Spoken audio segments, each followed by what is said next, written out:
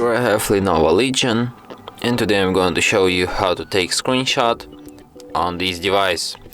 So to do this, all I need to do is to just press power key plus volume down at the same time like this, and that's how you can take screenshot.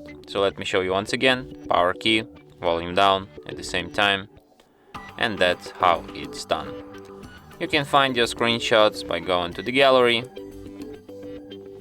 in here in the screenshots section, and here they are. And from here you can share, edit or delete your screenshots. And that's it. Thanks for watching.